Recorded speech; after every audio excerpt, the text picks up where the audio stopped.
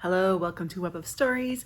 My name is Melinda. It is, well, you'll see this on Saturday. It's Friday here. So it's time for my weekly wrap up, which is my first weekly wrap up in a while, thanks to things, just the world kind of imploding on me.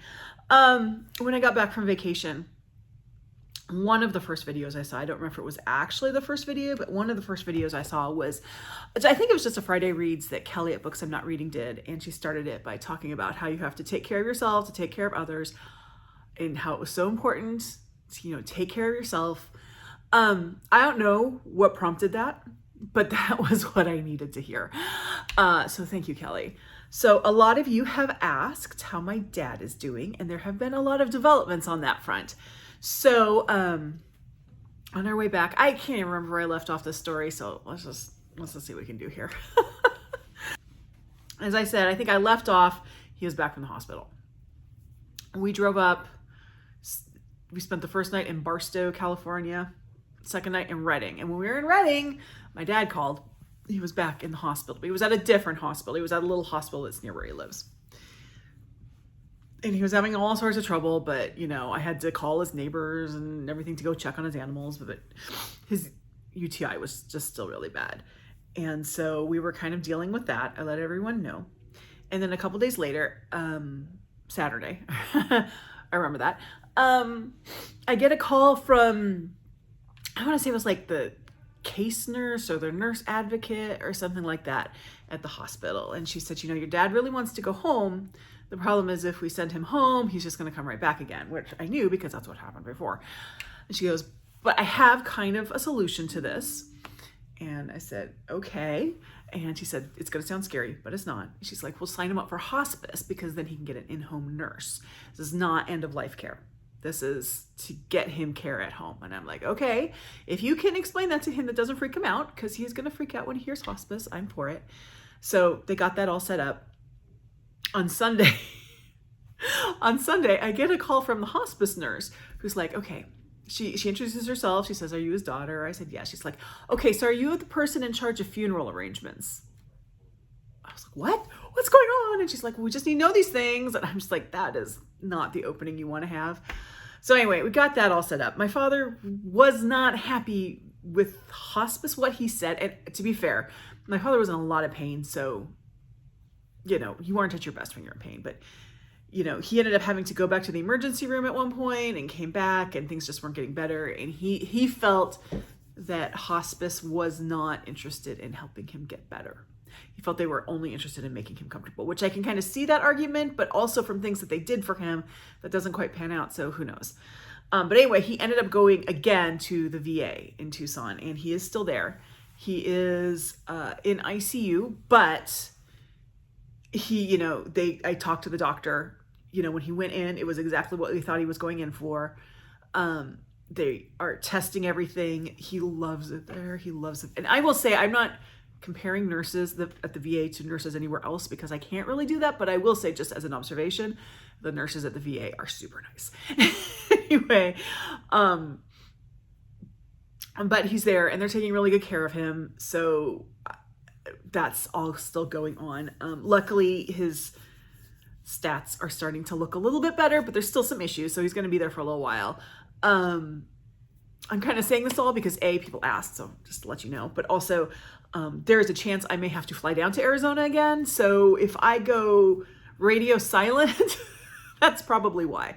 I am trying to batch film a lot of things and have them just ready to go in case I do have to leave. But yeah, so there's that. That's what's going on in my life. Thank you all for the very nice comments that came on, I guess, today's video, which was my tribute to Susan. That video, wow, I did a lot of editing on that one. And I will go through the comments and you'll probably just get a thank you from me because it's still really hard. But thank you.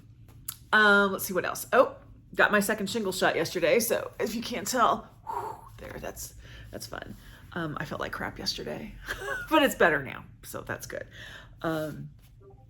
If you're eligible for the shingle shot, get it. It's a series of 2 shots and you will not get shingles from it. Like the old vaccine you could get shingles from, but this one you can't. It's not fun the day after each shot. That's true. Some people fly through it, some people don't. Some people, whatever. But no matter how bad it is, it's not as bad as having shingles. So if you're eligible, get your shingles shot. My doctor kind of basically, I knew I needed to get it. So I wasn't against getting it, but when she brought it up, she basically wouldn't let me leave the office until I got it. So anyway, but yesterday I was kind of out of it. I was like, oh man, I was really out of it yesterday. But I'm back today. Plus I was able to sleep in today because my kids don't have school. They're up playing video games, or at least my son is. I think my daughter's hiding because she knows she has to do dishes and she doesn't want to, and she's hiding. But you probably can't hear him. It's the end of their quarter, so it's a grading day today. So they didn't have any school, which meant I got to sleep in, which is always a good thing. So that's what's going on in my world. I did last week since I got back, I did my booktube prize vlog thing, which I got great comments on. Again, thank you, but I still think it was overly long and boring. I really liked the way Angelia at Read and Reread did hers, where she just did a thing for each video and then for each book, and then she organized it so they were presented in the ascending order of how she ranked them. I may do that next time because that video was too long. Thank you if you watched the whole thing, but it was long.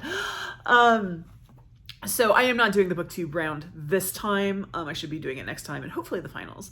So you won't see a video like that from me for a couple months, but hopefully it will be better next time. So yeah. And then I did my review of King, which was a 5-star, surprise 5-star book for me. So yeah, that was quite something. And now I'm just trying to get back into things. I have a lot of book tags to do. Tag videos. So I'm going to be slowly working through them. You'll probably see them all, me wearing this shirt just like this, because I'm going to film a lot of them today. So if you tagged me and you don't see it right away, it's because I have a lot. It'll get there. I do try to just stick to putting tags on Tuesdays so I can do something else on Thursdays. Next Thursday, I'm going to have my March and Q1 wrap up. That's already filmed. I just need to edit it. So that's what's coming up. But yeah, I am trying to kind of batch video some stuff in advance. So probably like during the week, you won't notice if I end up having to go to Arizona. The only thing is there might not be a 5 on Friday or a weekly wrap up. So that's kind of what's going on with that. Anyway, let's get to the reading. So not really last week, but since the beginning of April, I have finished 3 books. The first is the audiobook of The Wager by David Grann. I think I mentioned this in my vlog, my vacation vlog, because we listened to this on the ride up. I had to find something that I thought would appeal to most people. My husband doesn't like he's kind of iffy about having stuff that's not his choice playing when he's driving, but I also need something to like calm my nerves. So I had to find something that sort of appealed to both of us, and that's what I came up with. And it was really good.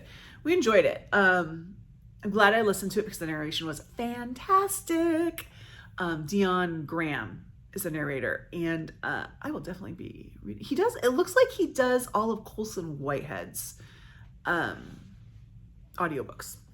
So I'll definitely look, I'm not someone who really goes out of my way to look for certain narrators, but I would look for him because he's really good. And then I finished for my Marginalized Readers Book Club, which we're meeting tomorrow night. As Long as the Lemon Trees Go by, I gotta look up the name. Hold on a sec here. Zoulfa Katouh. This is a YA book, but it's set during the Syrian Revolution. It was really good. I really thought this was a powerful book. There were times where I realized I was not the target audience, mostly because I can see that the choices that the characters make are the choices that someone, and the author is quite young, someone of that age would hope they would make in that situation. But me being way beyond there, I'm like, yeah, you wouldn't make that. But again, I can't hold that against the book because I'm not the target audience, but I just thought it really fascinating and powerful. I think it was even more powerful because I previously read, and I meant to pull this book and I forgot, so I got to look it up. Sorry about that. It wasn't for our last book club. It was for the last one in the year. So that's why I couldn't find it on my spreadsheet, because it was for 2023. But it was What Strange Paradise by Omar Akkad, which is also set during the Syrian Revolution, and there's definitely plot similarities between the two. But there are differences too. But I think those two read really well together, not right back to back, because that's a lot for anybody. I think if you read one, at some point afterwards, read the other one. Give yourself a break between them, but both really good books. So yeah, I really enjoyed As Long as the Lemon Trees Grow. Even though I was not the target audience for it, it was still worth it. It was still something that was enjoyable. Now, where's my other book? Here it is. I finished doing a tandem read of Coriolanus. I will talk more about this when I do Wednesdays in Will, which I also have to pre-film. I've yet to watch the any kind of adaptation. I am going to look for the Ralph Fiennes one. I haven't had a chance to even sit down and look for it yet. But then I will be seeing a live production of it in May. I liked this. It's very political, and it's interesting to read in our current time. Let's put it that way. I'll talk about more about it on Wednesday. But I'll also say this is one that I really feel like I didn't quite get it all on a first reading. So I'm hoping that watching some adaptations will help me kind of get it. But there you go. So as for what I am reading now, in print, I am reading I Am, or as I call it, I Am ×3 by Maggie O'Farrell. This is the Grit Read for People April. I was so excited when it was chosen because it's been sitting on my shelf and I've been wanting to read it. So this is 17 brushes of death that Maggie O'Farrell experienced. I am reading basically one a night. I don't know what the schedule is for it. I'm just reading one a night. So we'll finish it when we finish it. I don't think I could read more than one a night. Some of these are kind of dicey dicey and like stressful, not dicey and badly written or anything like that, but I am really enjoying it. I think it's an interesting way to tell a memoir, and I appreciate that. So definitely enjoying this. And then this was supposed to be for my library book club discussion, which was last Saturday, and that's Ducks 2 Years on the Oil Sands. I had planned to read this once we get back from Arizona. We were going to get back on Monday, which would have given me time to read it in time for the discussion. But we all know that did not happen. So I just decided, instead of trying to just kind of push through it just to make the discussion, I was just going to skip the discussion this month and read this kind of at my own pace. Which is too bad, because I think it would have been a really good discussion, and I'm sorry to have missed it, but I also don't think that I would have enjoyed this book had I really pushed through it, because it's a graphic novel and they do read faster, but it's a hunker. It's 430 pages, I believe. And it's not fun, light stuff. So I'm glad that I decided to just take it slow. So yeah, Ducks, it's good. It's good. I recommend it so far. I mean, that's where I am. But yeah. And then, where did I put my other book? Hold on. I am never, ever quite as organized as I think I am. Sorry, I thought I had brought this one over and I hadn't. I am reading with Miranda at Books and Booksadios. Death Comes for the Archbishop by Willa, Cather. I only started this 2 days ago, and because I also have Ducks going, I'm kind of measuring my reading so far. That's why I have those tabbed up. I might have to go back and reread from the beginning, because I was reading it yesterday and I was not feeling well from the shot, and I'm not sure how much I retained from it. So I may have to go back and reread that day. No fault of the book, just that's where I was. But I am really enjoying it. It's set in New Mexico, but it does really remind me of the part of Arizona where my dad lives. When I first picked up this book, this reminded me a lot of San Javier del Bac, which we visit every time we go. I'll put a picture of it here. Yeah, that's from our last visit. So, I mean, obviously it's not the same building, but it just was very reminiscent of it. So I'm enjoying it. But as I said, I might have to go reread some of it. So on my e-reader, I am currently reading How to Say Babylon by Safiya Sinclair. I am not quite as far into it as I would like, because I forgot to bring my e-reader when I went to pick my daughter up from school yesterday. And that's when I do a bulk of my e-reading. So I just watched TikTok. But I will tell you this, like, the writing in that book is so freaking spectacular. Just the prose. Oh my goodness. Why haven't we read a bazillion books from Safiya Sinclair? Like, her writing is so fantastic. I'm not far enough to really talk. She said, I'm just at the part now where she's kind of talking about the background of her mother and her father. So I can't talk that much about the book other than saying the writing is amazing. So both How to Say Babylon and The Wager are still in the running for the BookTube prize. They haven't been assigned to me, but this way, if they are assigned to me in the future, I don't have to reread them. That's not why I picked it up. I had How to Say Babylon on hold for ages, and it was just that my hold finally came up. I think I had it on hold from before the BookTube prize. It's just been, a long time waiting for it. But I'm really enjoying it. And then on audio, I am still listening to Such a Quiet Place by Meg and Miranda. I don't have much to say about this. It's just your kind of typical domestic thriller. Audiobooks, I need audiobooks unless it's something that I am doing an audio reread of.